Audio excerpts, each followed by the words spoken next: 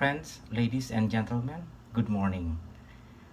It is my pleasure to be able to participate in this conference, although I am several thousands of kilometers away from home, and I am sorry that I cannot be present physically today because currently I'm still in Korea.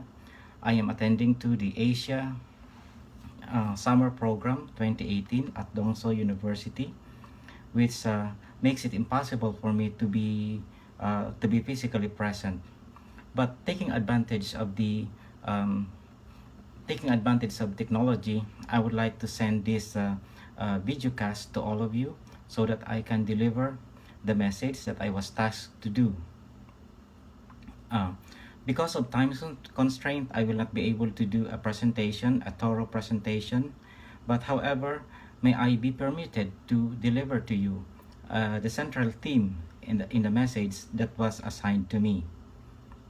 And first of all, I would like to congratulate all those who helped and collaborated to make this gathering happen.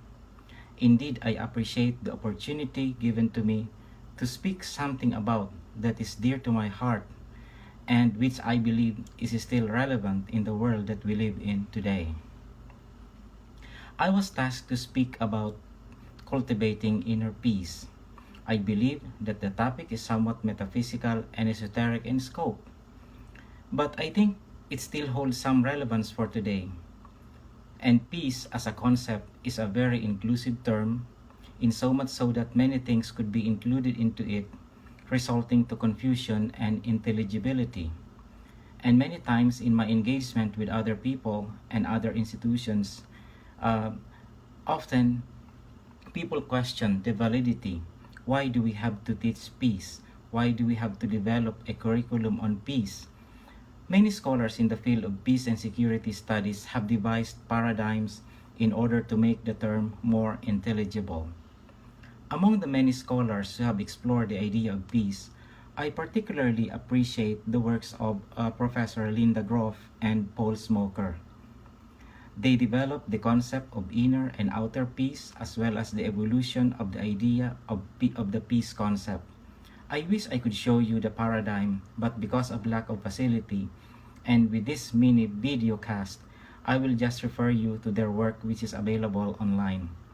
I believe that it may not be, their work is a compendium of all the works that has been done on the field, and they gave some intelligibility to the meaning and validity to the concept of peace. Groff's and Smoker's idea of peace evolution revolves around the idea that peace as a concept can be understood in its lowest and simplest term until to its culmination in a more deeper and inclusive term, which is what he called the holistic inner and outer peace. The significant point in this theory was the increasing and decreasing parameters of peace as it goes up and down the ladder of the evolution. It starts with the lowest concept, which is the absence of war, followed by no structural violence, then the Gaia peace, and finally to the holistic inner and outer peace, which includes not only the absence of war or peace with the environment, but also peace beyond this earth, and if there is such a thing. So sometimes sometimes we and our governments and some our organizations are stuck up on the lower level of the evolution of the peace concept, and sometimes we have not explored the idea that it is possible also to develop a holistic inner and outer peace, which is inclusive of everything, but at the same time it gives emphasis to the inner peace that should be within ourselves. This holistic inner-outer peace concept is one of the most challenging idea because it includes not only the engagement with the hard sciences, but also it is also a metaphysical one. This is based on the assumptions that humans are also spiritual beings because of their capacity to think and to ponder about higher things. The world we live in today is filled with complexities. If you may wish, we can have endless list of challenges that makes our lives complicated and peace becoming more elusive. Have we asked ourselves why, despite of the advances in technology and civilization, we have not found peace? Nations and governments continue to seek peace and yet still fall short of the goal or the target. Whenever confronted with questions like this, I want to look back to the challenge put forth by the Russian writer Tolstoy. He wrote a famous book called The Kingdom of God is Within You. In that book, he challenged the conventional wisdom of the religious leaders of his country and as well as the political ideas of his time. He said that the institutional church failed to live up to the teachings of Christ, which teaches us not to resist evil. He also emphasized that the most important duty of every human being is to serve humanity. He said that the union of church and state is a form of betrayal to the teachings of Christ. For how can the church follow the path of nonviolence and peace if it is an instrument or an organ of the state? Tolstoy's ideas are indeed revolutionary and challenging. In fact, he suffered for it. Until his death, he was excommunicated by the Russian Orthodox Church, and at the same time, he was also persecuted by his government.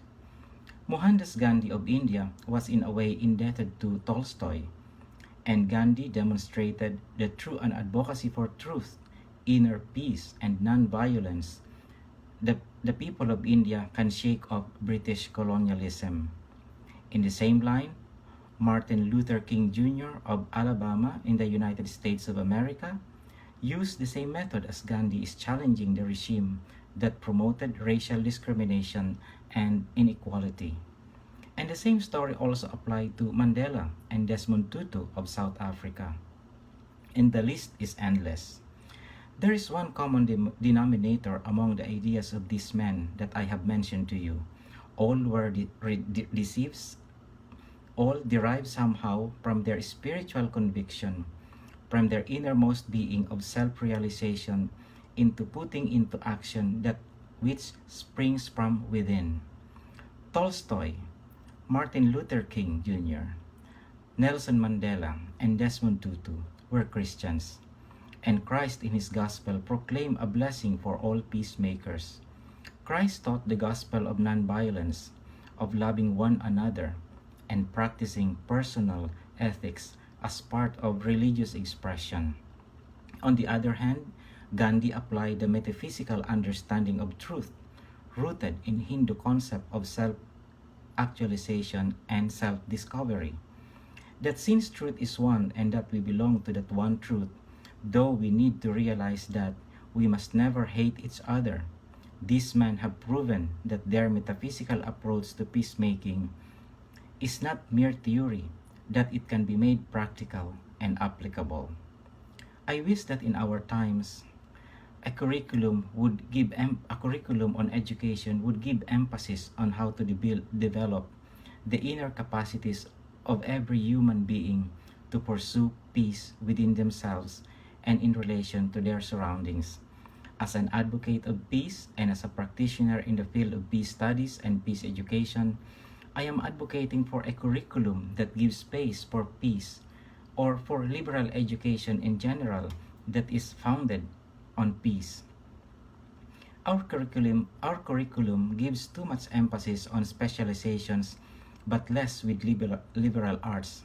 I believe that the liberal arts is the soul and heart of education because it liberates or frees every human being from the bondage of ignorance and darkness.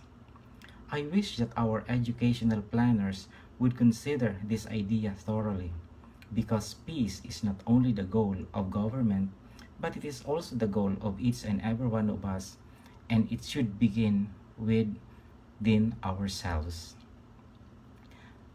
I hope that through this short message I was able to inspire you, and I hope that you would follow and think also and give reflection to the teachings of nonviolence and make it as an approach in our profession, in our advocacies, and in our personal lives.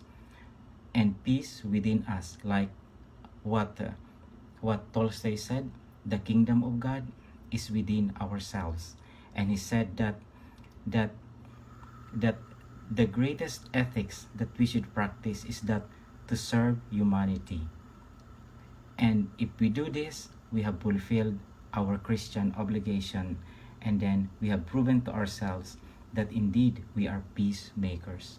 So once again, I would like to congratulate the organizers of this conference, and I would like also to congratulate the participants in this conference. I hope that at the end of this conference, all of us will become ambassadors for peace, and that we should spread peace and love in this world, especially with too much extremism that we see around, and so many ideas floating around that subtract that diminishes our capacity for peace. And I hope that we can counter all of this by through positive thinking, and also through inner holistic inner outer peace within ourselves and within our community. So thank you very much, and I wish you all the best. Thank you.